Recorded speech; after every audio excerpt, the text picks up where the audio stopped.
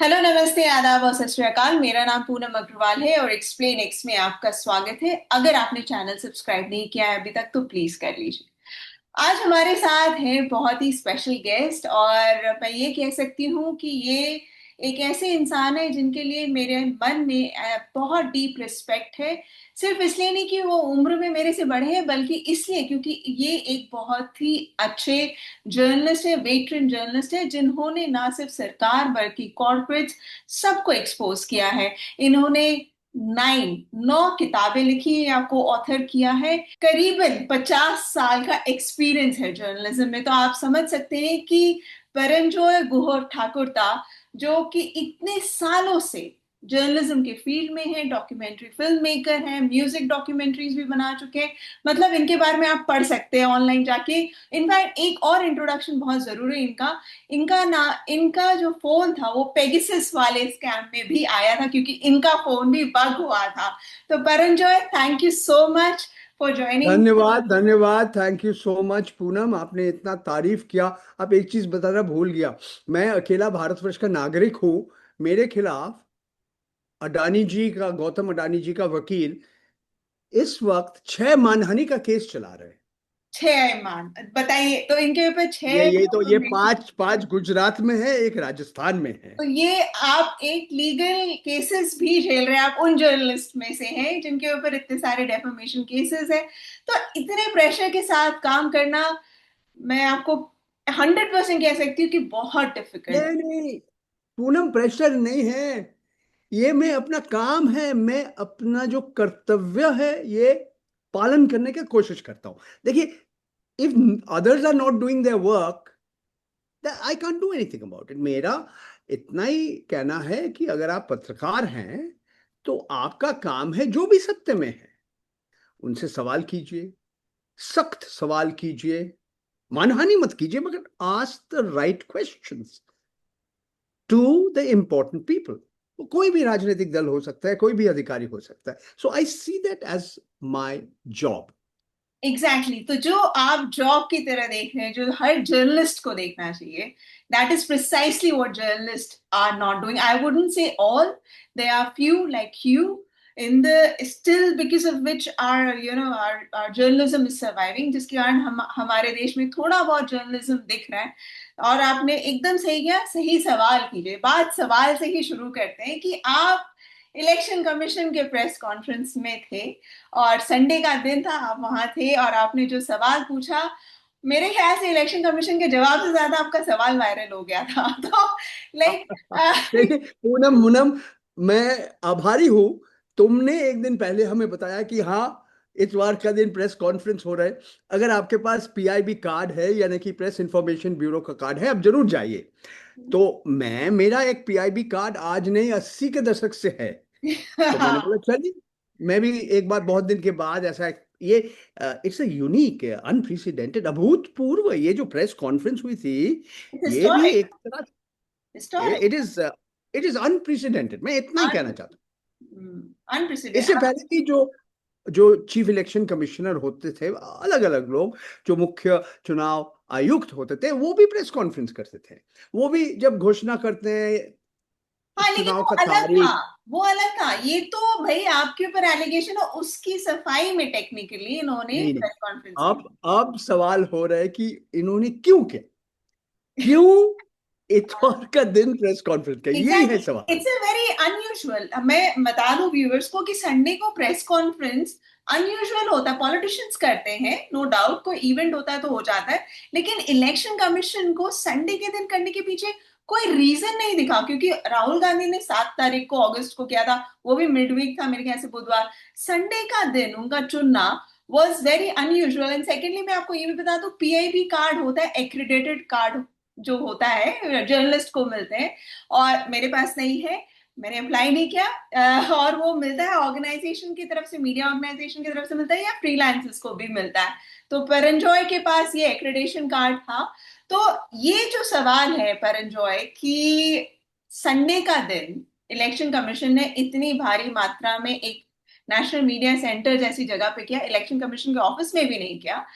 आपको क्या लगता है, क्या इसका कोइंसिडेंस सिर्फ इसलिए था क्योंकि राहुल गांधी वहां से अच्छा चलिए। प्रेस का, हाँ ये पीआईबी कार्ड होता है, इसके बिना बाय द वे अलाउ नहीं कर रहे थे। मैंने पूछा था इलेक्शन कमीशन के पीआरओ से कि आप अलाउ किस किस को कर रहे हैं, बोल रहे खाली पीआईबी कार्ड होल्डर को। तो मैं कहा चलो मेरा तो नहीं होगा जाना, आपको इसीलिए रिक्वेस्ट किया। तो आप ये बताएं कि क्या कारण था इलेक्शन कमीशन ने संडे को किया, अपार्ट फ्रॉम दिस कि राहुल गांधी का ऑफ कोर्स वो यात्रा नहीं, ज्वाइन ये करना है। ये तो एक काफी महत्वपूर्ण कारण है कि उसका 10 दिन पहले राहुल गांधी ने प्रेस कॉन्फ्रेंस किया, लंबा चौड़ा बात किया। और विरोधी दल, राहुल गांधी अकेला क्यों, अलग अलग विरोधी दल जैसे समाजवादी पार्टी, जैसे तृणमूल कांग्रेस, अलग अलग राजनीतिक दल जो विरोधी दल है, उन्होंने शिकायत किया। तो एक तरह से जो हमारे Gyanesh Kumar ji, he was on the defensive, उसको जवाब देना एक बहुत जरूरी हो गया था। एक और कारण मैं समझता हूं, एक नहीं दो और कारण है।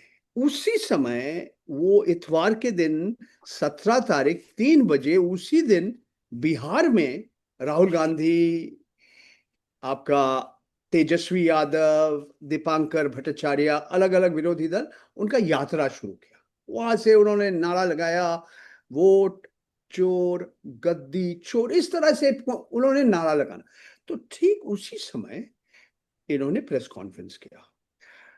एक कारण था कि 14 तारीख के दिन supreme court of India, Bharatvarsh के सबसे उच्च न्यायालय के एक खंडपीठ, जस्टिस सूर्यकांत और जस्टिस जयमाल्य बागची, इन्होंने एक ऑर्डर इशू किया। और ये अत्यंत महत्वपूर्ण ऑर्डर है, ये इंटरिम ऑर्डर है।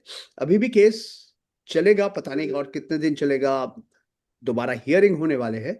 मगर ये क्यों महत्वपूर्ण है, इसमें दो तीन चीज जो सुप्रीम कोर्ट ने एक आदेश किया इलेक्शन कमीशन ऑफ इंडिया को। एक है जो बिहार का जो स्पेशल इंटेंसिव रिवीजन, एसआईआर का जो वोटर रोल, जो जो मतदाता का जो सूची आपने निकाला, उसमें 65 लाख लोगों का नाम नहीं है। तो ये नाम आप प्रकाश कीजिए, और ये भी लिखिए क्यों नहीं, क्यों नहीं। अलग अलग कारण हो सकते हैं, कोई गुजर गए हैं, किसी का पता नहीं मिल रहा है, मगर आप लिस्ट बात सबके सामने कीजिए, और इसको मशीन रीडेबल तरीका से आप कीजिए। और ठीक है, ज्ञानेश कुमार जी बोला, हाँ ने सुप्रीम कोर्ट का आदेश मान लिया, और 56 घंटा में हमने सब कुछ सार्वजनिक कर दिया। सवाल और कुछ है कि आप इससे पहले क्यों नहीं किया। नहीं वो तो एक सिग्निफिकेंट है ही। एक और बात है, हम्म। आपने जब एसआईआर ने किया, उस समय लोग वोटर है कि नहीं, नागरिक है कि नहीं, क्योंकि अगर अगर नागरिक ही नहीं है तो आप कैसे वोट दे सकते हैं। आपने 11 डॉक्यूमेंट, पूरा लंबा चौड़ा लिस्ट, आपका जन्म पत्र, आपका पिताजी का जन्म पत्र, आपका सरकारी ये वो, मगर सबसे ज्यादा जो लोग इस्तेमाल करते हैं, सबसे जैसे गरीब व्यक्ति, गरीब महिला, गांव में जो रहते हैं, इनके लिए जो डॉक्यूमेंट है वो इस लिस्ट में नहीं था। क्या नहीं था? आपका राशन कार्ड, आपका मनरेगा, जो महात्मा गांधी राष्ट्रीय एम्प्लॉयमेंट, जो रोजगार का गारंटी का जो कानून है, उसके लिए जो जॉब कार्ड देते हैं, राशन कार्ड, मनरेगा कार्ड, एपिक कार्ड, जो electoral right. Photo identity card, और सबसे ज्यादा लोग इस्तेमाल करते हैं आधार कार्ड। तो आधार, अब सुप्रीम कोर्ट ने आदेश किया ये निर्वाचन आयोग को, कि अगर कोई शिकायत करता है कि मेरा नाम नहीं है, क्या मेरा नाम होना चाहिए नहीं है, क्या मेरा कुछ भी डिटेल इसमें, मेरा पता, मेरा मेरा उम्र, मेरा तस्वीर, कुछ कुछ गलती है कहीं, तो ये आधार कार्ड आप इस्तेमाल कर सकते हैं। आधार आपको नहीं बनाते हैं, बताते हैं कि आप नागरिक है कि नहीं, हम्म। या आप घुसपैठिया है कि आप विदेश का है। मगर बात और कुछ है, ये काम क्या इलेक्शन कमीशन ऑफ इंडिया का है, ये निर्वाचन आयोग का तो काम नहीं है, ये ये तो मिनिस्ट्री होम का है, मिनिस्ट्री। होम मिनिस्ट्री का काम है, एग्जैक्टली तो पर जो आपने जो तीन सवाल किए थे कि इतनी जल्दबाजी में एसआईआर क्यों किया, और आपने महाराष्ट्र वोटर्स के ऊपर की एड ऑन जितने लाखों तादाद में किए गए थे, और एक very important thing which you asked कि आपके ऊपर सवाल उठता है लेकिन जवाब वहां के महाराष्ट्र के सीएम देते हैं। तो ये जो सवाल थे क्या आपको जवाब मिले? मैं तो ढूंढा, मुझे पता है कितने मिले नहीं मिले, लेकिन आप अच्छा बताइए, सुनिए, आपको लगता है कि मैं मिलेंगे? एक एक करके बताता हूँ। पहला बात है कि मैंने सोचा था मुझे मौका नहीं मिलेगा सवाल करने के लिए, क्यों क्योंकि सोचा सब कुछ आपने ऐसा? नहीं थे। बहुत सारे लोग हाथ उठाया, प्लेकार्ड उठाया कि बहुत सारे सैकड़ों लोग थे वो उस दिन नेशनल मीडिया कितने सेंटर लोग थे, में। थोड़ा बताएंगे? आप जब घुसे, थोड़ा अब थोड़ा BTS बता दीजिए पहले की सौ बहन। से ज्यादा, 100 से ज्यादा। जर्नलिस्ट थे? इसमें जर्नलिस्ट भी थे, कुछ ऑफिशियल्स भी थे, सरकारी दफ्तर के लोग थे। Sitting of? बहुत सारे, कम से कम 10 12 15 कैमरा पर्सन्स थे। इसमें अच्छा। इलेक्शन कमीशन का भी कैमरा पर्सन्स थे। ओके। तो इस तरह से मैं समझता हूँ 100 से ज्यादा, 150 के आसपास होगा, मैंने गिना नहीं। तो हाँ। तो इस तरह से मैंने नहीं सोचा कि हमारा मौका मिलेगा। तो जब मौका मिला, मैं तो हड़बड़ी में 1 मिनट में एक नहीं 5 6 सवाल कर दिया। तो एक एक करके आपको वो क्या जवाब, कुछ सवाल का जवाब उन्होंने दिया, हाँ। कुछ सवाल का जवाब उन्होंने घूम फिर के व्हाट अबाउटरी किया, और कुछ सवाल का जवाब उन्होंने नहीं दिया। तो एक एक करके हम ब्रेक डाउन करते हैं। मेरा पहला सवाल था कि आप ये बिहार में SIR, ये स्पेशल इंटेंसिव रिवीजन, इतना हड़बड़ी में आप क्यों कर रहे हैं? बारिश का मौसम है, बाढ़ चल रहा है, एक एक इलाका है, कोसी जैसे नदी एकदम गांव हम्म। बाढ़ में निकल जाता है, खत्म हो जाता है। तो उनका क्या जवाब था मैं बताता हूँ। उनका पहला जवाब था कि देखिए, अगर हमें स्पेशल इंटेंसिव रिवीजन करना ही है तो हमको चुनाव का पहले ही करना पड़ेगा। और बिहार का जो असेंबली है, जो विधानसभा है, उसका समय, उसका टर्म खत्म हो जाता है 22 नवंबर। तो उसके पहले ही करना पड़ेगा। यानी कि अक्टूबर जब खत्म हो रहा है या नवंबर जब शुरू हो रहा है, उसी समय आपको विधानसभा चुनाव का तारीख देना ही पड़ेगा। जो सवाल एक फॉलो अप क्वेश्चन में नहीं कर पाया कि आपने एक रिवीजन ऑफ वोट किया था, हाँ, समरी रिवीजन आप हम्म। बोलते हैं, वो आपने किया जनवरी में। स्पेशल समरी रिवीजन 6 तारीख के दिन, 6 जनवरी आपने किया। तो फिर आप 24 जून बोल रहे हैं एक और SIR चाहिए। ठीक है, ये कानूनी है, आपका अधिकार है, मगर ये समय आप क्या कर रहे थे? हम्म। और अगर 65 लोग का नाम आपने हटा दिया, तो इसका मतलब आपने पहले जो काम किया आप ठीक तरह से नहीं किया। जो स्पेशल 65 लाख समरी लोगों रिवीजन। का नाम हटाना बहुत बड़ा फिगर होता है। इनफैक्ट एक चीज और मैं बता दूं दादा यहाँ पर, कि वो जो समरी रिवीजन था ना, उसका जो लिस्ट है उन्होंने शेयर मई और जून में किया, वो ठीक। पॉलिटिकल पार्टीज के साथ। कि तो ये भी नहीं अच्छा, कि उन्होंने बहुत पहले किया हो, तो वो लिस्ट भी उन्होंने जारी, तो यानी विद इन अ मंथ उन्होंने फिर से कर दिया ये शुरू। तो ज्ञानेश कुमार जी ने एक और सवाल का जवाब दिया, वो मैं कहता हूँ व्हाट अबाउट री।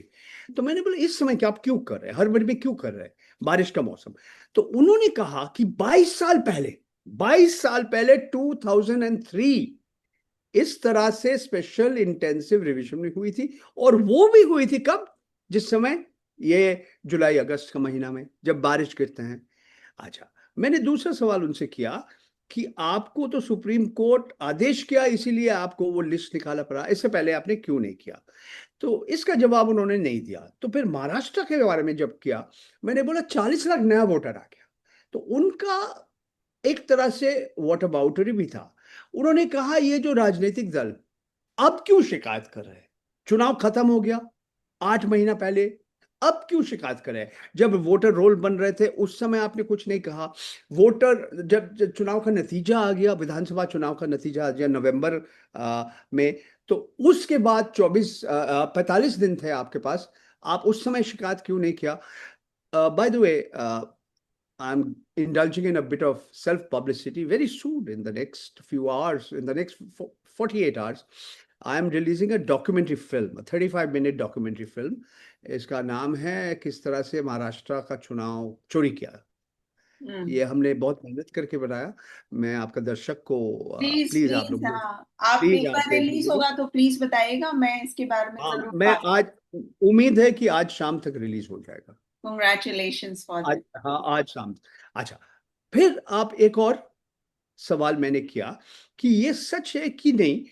इस तरह से नहीं किया, मैंने बोला आज लोग कह रहे हैं कि महाराष्ट्र में वोटर जिसका नाम वो पंजीकरण किया आपने, वोटर वो चुना, जो मतदाता का जो आपका जो सूची है उसमें उनका नाम है, मगर वोटर ज्यादा और लोग कम, जो 18 साल की उम्र है। There are more voters registered in the electoral rolls of the Election Commission of India than the number of people who are above the age of 18 and therefore eligible to vote. मैंने बोला ये भारतवर्ष के इतिहास में, महाराष्ट्र के इतिहास में हमने कभी नहीं देखा। And the last part was, why is the chief minister Devendra Fadnavis जवाब दे रहे, भारतीय जनता पार्टी का प्रवक्ता जवाब दे रहे, आप खामोश क्यों थे? तो ये दोनों सवाल का जवाब उन्होंने नहीं दिया। तो परंतु ये बताइए कि जो ऑन कैमरा था वो तो हमने देखा, जब कैमरा बंद हो गया यानी कि इलेक्शन कमीशन का प्रेस कॉन्फ्रेंस खत्म हो गया और कुछ लोग सोच में पड़ गए कि आखिर उन्होंने बोला क्या, तो उन्होंने अंत में ये कहा कि आइए चाय पीते हैं अब। तो क्या आपने चाय पी गए? क्योंकि हाँ, जेन्युइनली मैंने जेन्युइन प्रेस मैंने कॉन्फ्रेंस चाय में नहीं पिया, मैंने पानी पिया, मैंने वेजिटेबल सैंडविच था, पकोड़ा था, इडली, क्या कहते हैं, वड़ा, इडली वड़ा था, सब कुछ खा नहीं पाया मैंने, पेट भरा था मेरा, फिर भी थोड़ा बहुत मैंने खा। उसके बाद गुलाब जामुन भी थे। तो वो सेकंड सेकंड फ्लोर से हम सब लोग को कहा कि पीआईबी फोर्थ फ्लोर में आप चले जाइए, और ये ठीक है, अच्छा है, ज्ञानेश आपका जी ने पैसा। बात किया नहीं, उस पर? गारंटी था ही नहीं। प्रेस कॉन्फ्रेंस के बाद वो निकल गए थे। ठीक। उसके बाद इन्होंने वो जो हम लोग जो चाय शाय का जहां पे जो इंतजाम हुई थी, ही वॉज नॉट देयर। और वो चुनाव आयोग का जो अधिकारी थे, his his companion, his election election commissioners commissioner था, हाँ। who was sitting next to him, he only spoke. That's the way it is. And the people who organized the press conference, the representatives of the Press Information Bureau, उन्होंने बोला कि yes चले जाइए, आप fourth floor में चले जाइए। आपके कहने का मतलब है कि प्रेस कॉन्फ्रेंस के बाद one on one Gyanesh Kumar ji से बात करने का मौका नहीं हुआ, पर जनरली होता किसी को है। नहीं मिला, किसी जनरली। को नहीं मिला। प्रेस कॉन्फ्रेंस खत्म हो गया लगभग 1.5 घंटा, 3 बजे के कुछ देर, it was almost 1.5 hours. Yes. तो 4:30 बज गए थे। आफ्टर, हाँ, 3 बजे शुरू हुई, 4:30 बजे खत्म। The they left immediately. वो वेन्यू नेशनल मीडिया सेंटर से वो लोग निकल गए हैं। तो जो वन ऑन वन इंटरेक्शन करने, इनफॉर्मल कोई इंटरेक्शन का कोई मौका किसी को नहीं मिला। तो यानी जिनके फॉलो अप क्वेश्चंस थे, यानी एक सवाल के बाद दूसरे कोई भी सवाल उठाओ तो किसी का भी जवाब नहीं। जनरली प्रेस कॉन्फ्रेंस के बाद हम देखते हैं कि जिन्होंने कभी ऑर्गेनाइज कभी, किया है वो मिल लेते हैं चाय पे, थोड़ा बात ऑफ द रिकॉर्ड जिसे हम कहते हैं कर लेते हैं। लेकिन यहाँ ज्ञानेश कुमार जी सीधा निकल गए, कोई भी हाँ, वार्तालाप। मैं पूनम एक चीज और, वहां का माहौल के बारे में मैं कहना चाहता हूँ। बहुत सारे हमारे पत्रकार भाइयों बहनों, मेरा बेटी, मेरा बेटा, तुम जैसे मेरा बेटियों की तरह, बेटा बेटी की तरह हो। I am an old man, I am going to be 70 years old, so I'm older than your father, but the point is different.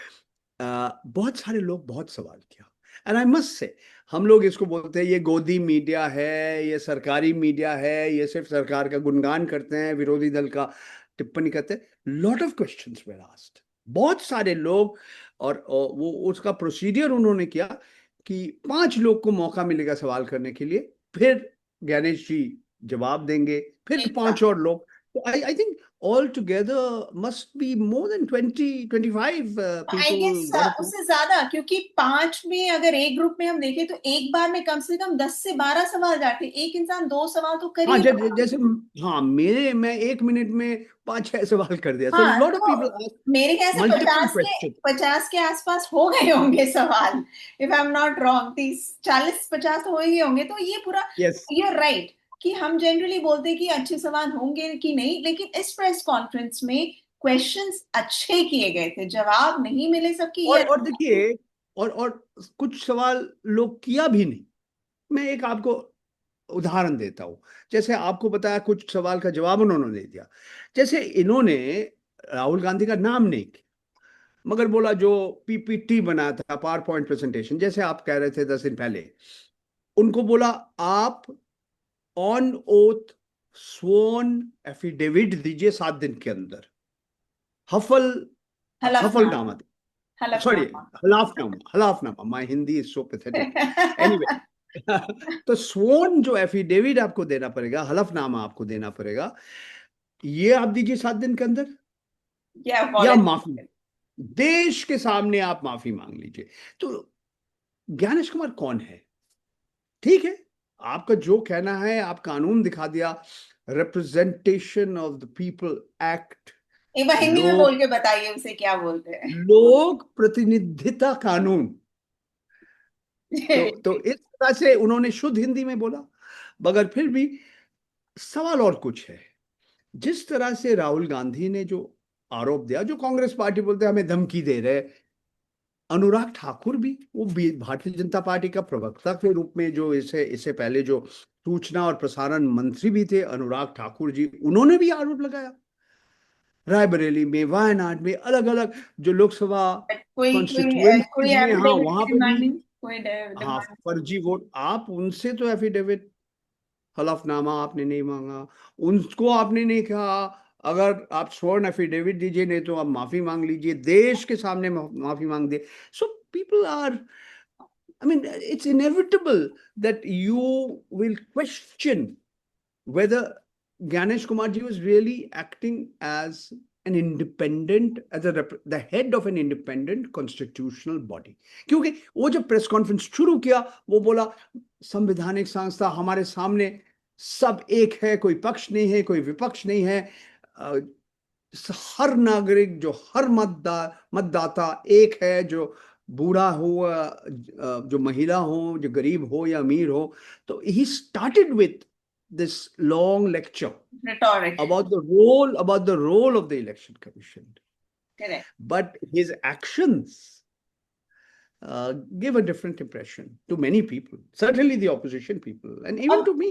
I felt it was one sided, एक तरफा था बहुत। और बाकी जर्नलिस्ट का क्या राय था, जो बीट बीट जर्नलिस्ट जिसे कहते हैं, जो रेगुलरली जाते, क्योंकि आप मतलब आप रेगुलरली इलेक्शन कमीशन नहीं जाते, लेकिन वहां के जो बीट नो, जर्नलिस्ट थे।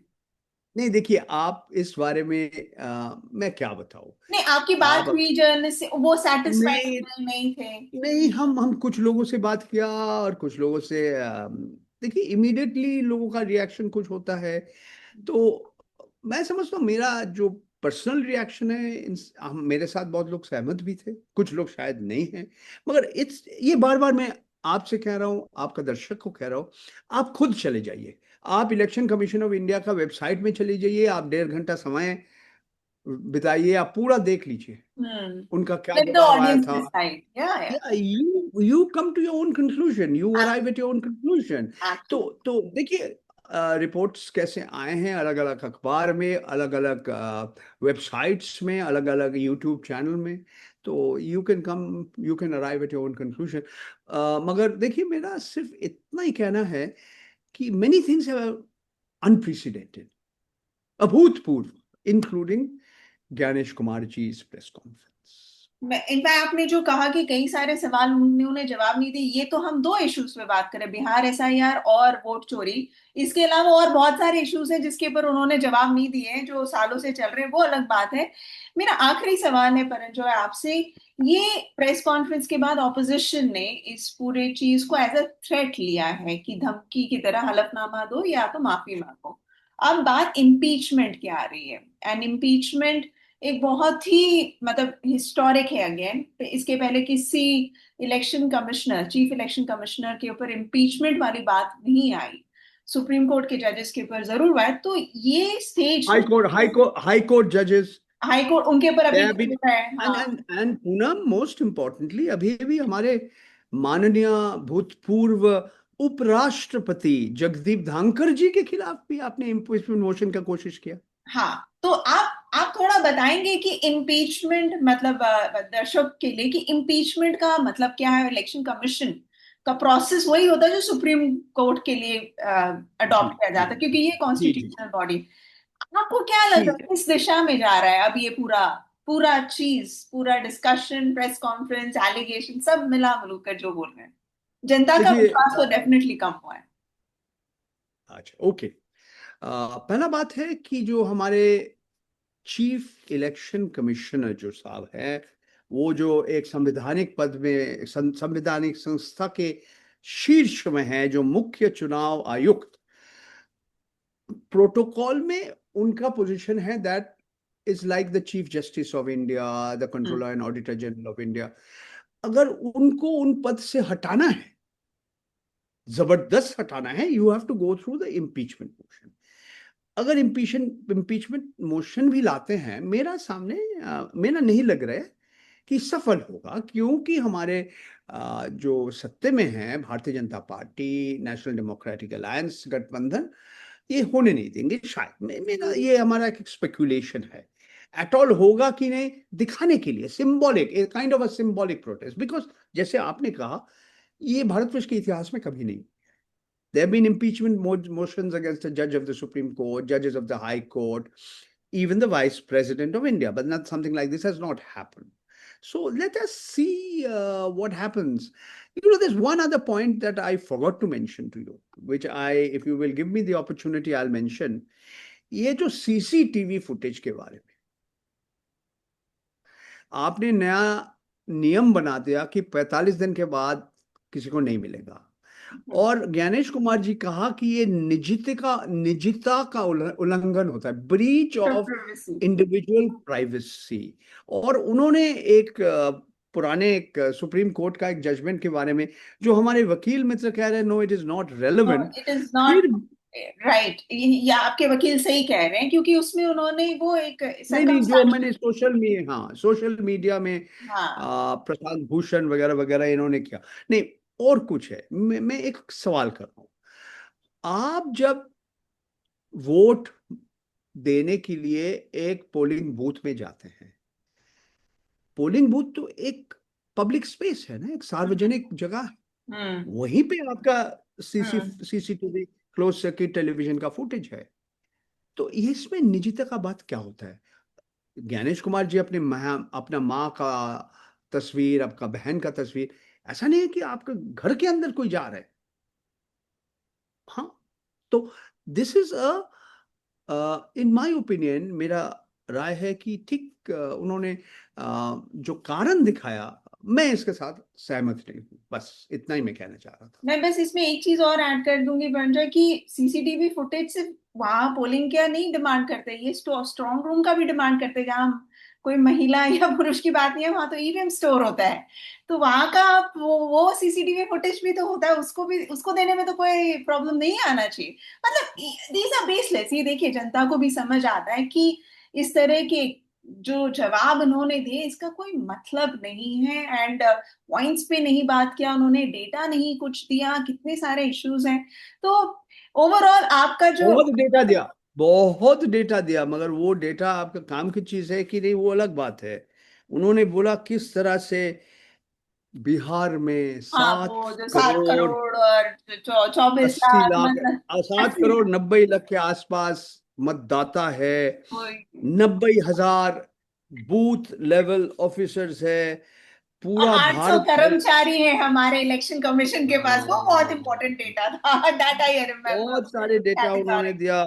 उन्होंने कहा कि पूरा भारतवर्ष में आपका 10.5 लाख बूथ लेवल ऑफिसर्स है, बिहार में 1.5 लाख बूथ लेवल एजेंट्स है, मतलब बहुत कुछ डेटा मिला। मगर आप जिस तरह से सूचना उनसे मांग रहे, वो शायद आपको नहीं नहीं मिला। देंगे, वो नहीं देंगे हम। तो एनीवे, उनकी बॉडी लैंग्वेज पे भी बहुत बात हो रही है, द बॉडी लैंग्वेज, जिस तरह से उन्होंने टोन एंड टेनर जिसे कहेंगे, पूनम, उसमें भी बात। मेरा बॉडी लैंग्वेज के बारे में भी लोग आलोचना कर रहे हैं। अरे बाबा, आपको मालूम नहीं है हमें कितने ट्रोलिंग हो रहे हैं कि क्या मेरे आपकी खिलाफ। बॉडी लैंग्वेज में क्या प्रॉब्लम था? हाँ, आप जब सवाल कर रहे थे, आप सीधा क्यों खड़े नहीं थे, आप क्यों नाच रहे थे, इस तरह से भी हमारे खिलाफ भी ट्रोलिंग शुरू हो गया। आप आपके हिंदी को लेकर किसी ने कुछ बोला? ठीक है, कमजोर है, कोई बात बात नहीं, मेरा कमजोर की नहीं मातृभाषा, थी, एक्सेंट। আমার মাতৃভাষা বাংলা, তুমি আমিও বাংলা জানি বলতে গো, পারো, আমি তো বাংলা বলতে পারি, সেই জন্য বললাম।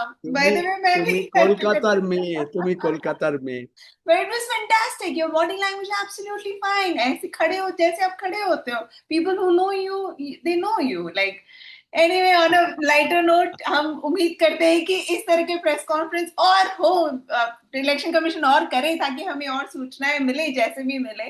But thank you so much, Paranjoy. It was lovely thank you talking to you. Poonam, And thank you all the Poonam. best for your documentary. And please, मेरे साथ share करिएगा. I'll definitely make a video on that. Thank you so much. Thank you so much, thank you so bye. Much. Bye.